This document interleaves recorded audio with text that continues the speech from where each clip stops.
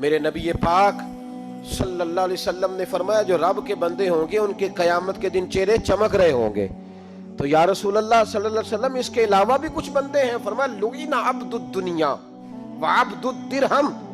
فرمایا کچھ دنیا کے بندے ہیں، کچھ درہم کے بندے ہیں. ترجمہ یوں کر لو کچھ ڈالروں کے بندے ہیں. یہ حدیث مشکات میں موجود ہے.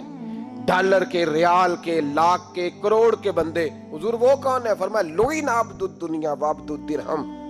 جو دنیا کا اور دولت کا بندہ بنے وہ لعنتی ہے، ملعون ہے. یہ خدا کا بندہ رہا ہی نہیں، یہ پیسوں کا بندہ بن گیا ہے، دولت کا بندہ بن گیا ہے. اس کا معیار بدل گیا ہے. حضرت سالم بن عبداللہ بن عمر حضرت عمر فاروق کے پوتے تھے، کعبے کا طواف کر رہے تھے.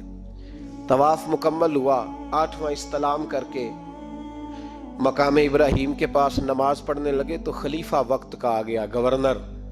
السلام علیکم کے بعد اس نے فوراً بات چھیڑی، کہنے لگا حضور کوئی حکم ہو تو بتائیے گا. تو آپ کہنے لگے تو بڑا ہی بیوقوف ہے یار، تجھے کس نے گورنر بنایا؟ بڑا تو بیوقوف ہے، تجھے تو سلیقہ ہی نہیں بات کرنے کا. حضور کیا ہوا؟ فرمانے لگے خدا کے گھر میں آ کے اور کعبے کے سامنے کھڑے ہو کے میں بندوں سے سوال کروں، یہاں آ کے بھی بندوں سے مانگوں، تو بڑا ہی بیوقوف ہے. سامنے اس کا گھر ہے، سامنے اس کا گھر ہے بیت اللہ اور حجر اسود اور مقام ابراہیم اور مقام ملتزم، اور یہاں بھی میں بندوں سے مانگوں.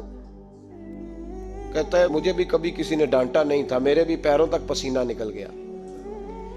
تو میں مسجد الحرام سے باہر نکل کے، یوں سمجھ لیں کہ جب لوگ باب عبدالعزیز سے یا باب فہد سے باہر آ جاتے ہیں، کہتے ہیں باہر نکل کے نا میں کھڑا ہو گیا. میں نے کہا چلو فارغ ہو کے آتے ہیں تو بات کرتا ہوں. حضرت فارغ ہو کے آئے تو میں نے کہا حضور اب تو بیت اللہ سامنے نہیں، اب بھی کوئی سوال کرے. تو فرمانے لگے اچھا ضروری ہے؟ کہا حضور ضروری ہے. تو فرمانے لگے چل پہلے بتا تجھ سے دین مانگوں کہ دنیا مانگوں، بول. تو کہنے لگا حضور میرے پاس تو دنیا ہی ہے، دین تو آپ کے پاس ہے.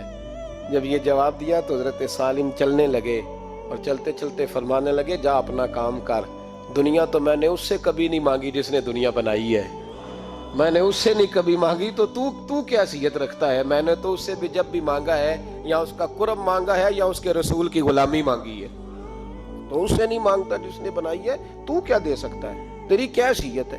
تو بھائی ان لوگوں نے قریب پھٹکنے نہیں دیا، ان کے قریب یہ چیز آئی نہیں. بے نیاز لوگ تھے، توجہ ہی نہیں تھی.